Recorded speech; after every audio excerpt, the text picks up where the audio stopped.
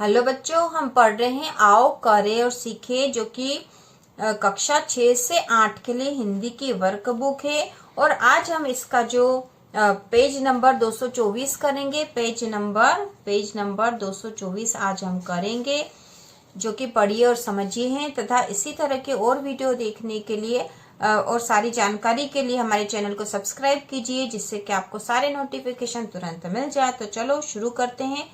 यहाँ जो दे रखा है, एक अनुच्छेद दे रखा है, उसका विषय है स्वच्छता का संकल्प। स्वच्छता आप समझती हो, स्वच्छता मतलब साफ सफाई। राजेश कक्षा 12वीं में पढ़ता है। होनहार बीरबान के होत चिकने पार। होनहार बीरबान के होत चिकने पार, जो कि एक कहावत है। वह बचपन से ही पढ़ाई लिखाई में आगे रहता है। गांव के अधिकांश लोगों के लिए तो काला अक्षर भैंस बराबर था। राजेश, काला अक्षर भैंस बराबर था मतलब काला अक्षर भैंस बराबर मतलब अनपढ़ होना, है ना। होनहार बीरबान के होत चिकने पात, मतलब जो होनहार व्यक्ति होता है उसके गुण बचपन से ही दिखाई देने लग जाते हैं। वह बचपन से ही पढ़ाई लिखाई में आगे रहता है। गांव के अधिकांश लोगों के लिए तो काला अक्षर भैंस बराबर था, अर्थात गांव के अधिकांश लोग अनपढ़ थे, पढ़े लिखे नहीं थे। राजेश अपने गांव में जगह जगह पड़े गंदगी के ढेर को देखकर दुखी रहता था, पर अकेला चना भाड़ नहीं फोड़ सकता। अकेला चना भाड़ नहीं फोड़ सकता, अकेला व्यक्ति बड़ा काम नहीं कर सकता। उसने अपने मित्र रमेश और गोपाल से चर्चा की। वे उसका साथ देने के लिए तैयार हो गए। 1 और 1 11 होते हैं। 1 और 1 11। राजेश अपने साथियों के साथ मिलकर गांव की साफ सफाई में जुट गया। वे प्रतिदिन सवेरे 2 घंटे काम करते। कहते हैं कि खरबूजे को देखकर खरबूजा रंग बदलता है। खरबूजे को देखकर खरबूजा रंग बदलता है। राजेश, रमेश और गोपाल की लगन को देखकर गांव के दूसरे लोगों ने भी संकल्प लिया कि वे अपने आसपास साफ सफाई रखेंगे। उपयुक्त अनुच्छेद में रेखांकित वाक्यों को पढ़िए। तो यहाँ रेखांकित करे हुए नहीं थे बच्चों, हमने करे हैं यहाँ पर, है ना, रेखांकित कर दिए हैं। ये वाक्य अपने सामान्य अर्थ की अपेक्षा अलग अर्थ व्यक्त करते हैं। ऐसे वाक्य कहावत या लोकोक्ति कहलाते हैं। जो इस तरह के जो वाक्य हैं ये कहावत या लोकोक्ति कहलाते हैं। ये दे रखा हमें। इनसे भाषा में पेनापन या चुटीलापन आ जाता है। लोकोक्तियां भाषा की संप्रेषणीयता बढ़ा देती है। लोकोक्ति सीधे हृदय को छू जाती है। इनके पीछे कोई न कोई अनुभव, कहानी या घटनाक्रम छिपा रहता है। इनका प्रयोग कथन को बल देने या पुष्ट करने के लिए किया जाता है। मुहावरे के विपरीत ये वाक्यांश न होकर पूर्ण वाक्य होती है। बच्चों, जो लोकोक्ति होती है वह अपने आप में एक पूर्ण वाक्य होती है, तथा अर्थ की दृष्टि से भी ये पूर्ण होती है। तो यहाँ पे स्वच्छता का संकल्प वाला हमने अनुच्छेद पढ़ लिया है। अब हम पढ़ेंगे अभ्यास 301, जो कि आपकी बुक के पेज नंबर 225 पर है। ठीक है, 225 पेज नंबर पर जो अभ्यास है वह हम करेंगे। खंड अ में दी गई लोकोक्तियों को खंड ब में दिए गए उनके अर्थ से मिलाइए। तो खंड अ में जो लोकोक्तियां दे रखी है उन्हें खंड ब के उनके अर्थ से मिलाना है। तो सबसे पहले हम खंड अ की लोकोक्तियां पढ़ लेते हैं। 1 अनार 100 बीमार, अक्ल बढ़िया भैंस, अधजल गगरी झलकत जाए, ऊंची दुकान फीका पकवान, 1 पंथ 2 काज, 1 करेला दूजे नीम चढ़ा, ऊंट के मुंह में जीरा, न उधो का लेना न माधो का देना। तो यह लोकोक्तियां थी और इनके अर्थ अब पढ़ लेते हैं।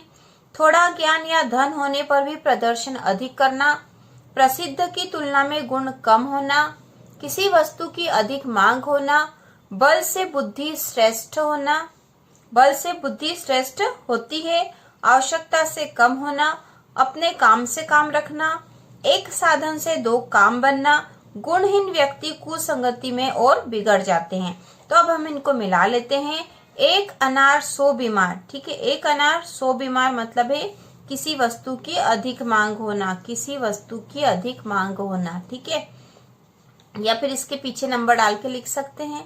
अक्ल बढ़िया भैंस, तो इसका जो अर्थ होगा बल से बुद्धि श्रेष्ठ होती है, बल से बुद्धि श्रेष्ठ होती। अधजल गगरी झलकत जाए, अधजल गगरी झलकत जाए, इस लोकोक्ति का अर्थ है थोड़ा ज्ञान या धन होने पर भी प्रदर्शन अधिक करना।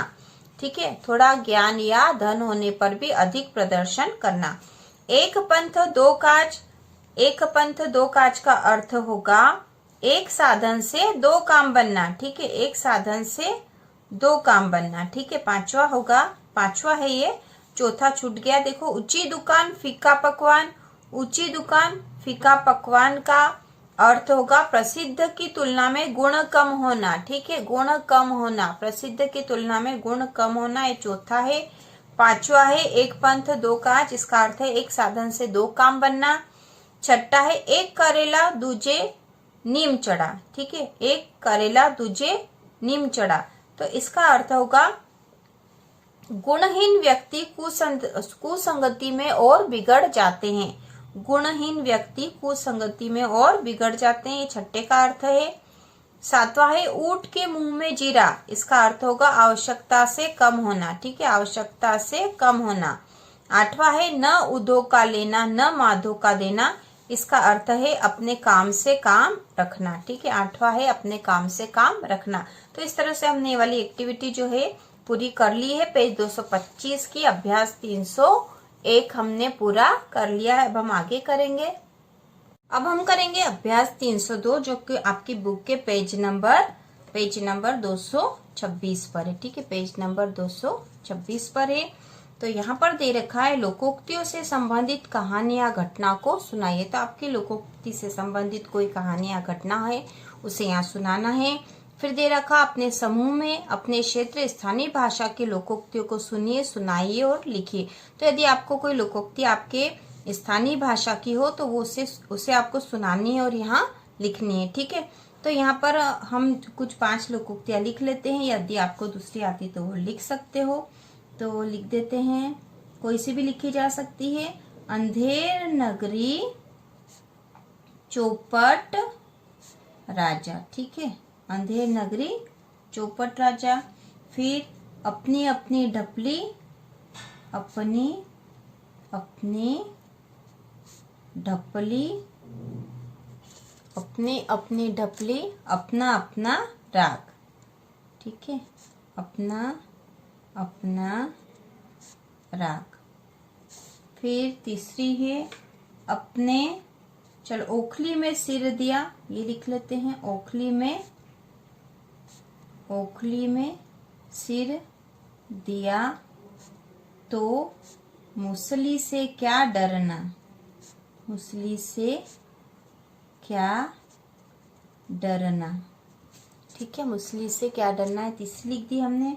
चौथी होगी उल्टा चोर कोतवाल को डांटे, उल्टा चोर कोतवाल को डांटे।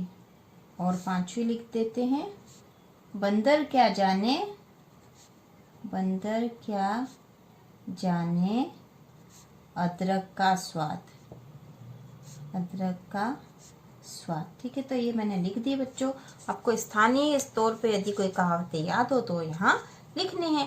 अब यहाँ पे अपनी पाठ्य पुस्तक में आई किन्हीं 5 लोकोक्तियाँ कहावतों को लिखिए। तो बच्चों पाठ्य पुस्तक में जो लोकोक्ति और कहावतें आई है वो यहाँ पर आपके दे रखी है। ठीक है, ये दे रखी है। इनमें से कोई से भी 5 आप यहाँ पे पीछे लिख सकते हो। ठीक है, अब हम करेंगे अभ्यास 303।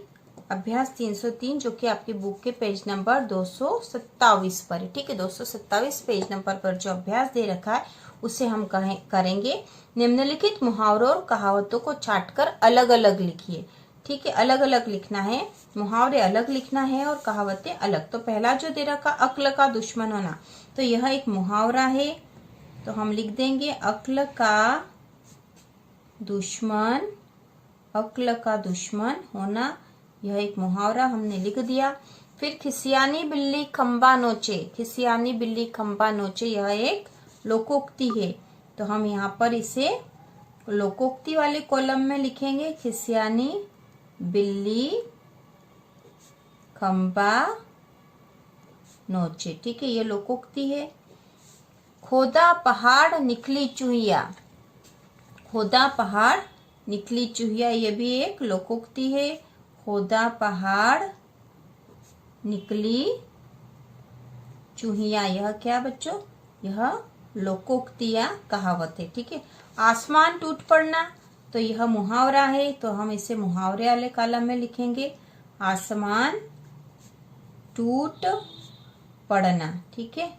अगला है चार चांद लगना, तो यह भी एक मुहावरा है, चार चांद लगना। ठीक है। फिर है अगला दे रखा का वर्षा जब कृषि सुखानी, यह एक लोकोक्ति है, तो हम लोकोक्ति वाले कॉलम में लिखेंगे। का वर्षा जब कृषि सुखानी, यह एक लोकोक्ति है। ठीक है। का वर्षा जब कृषि सुखानी। घर का भेदी लंका ढाए, यह भी एक लोकोक्ति है।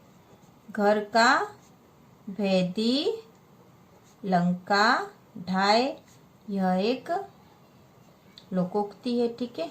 अगला है गागर में सागर भरना, यह एक मुहावरा है।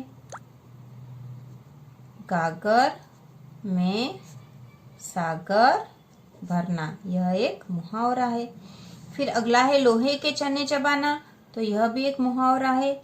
लोहे के चने चबाना मुहावरा है। ठीक है। घर घर खीर तो बाहर खीर, घर खीर तो बाहर खीर, यह एक लोकोक्ति है। घर खीर तो बाहर खीर। ठीक है। घर खीर तो बाहर खीर, यह एक मुहावरा है, हमने लिख दिया है। तो हमारा ये पूरा अभ्यास जो है 303 पूरा हो चुका है।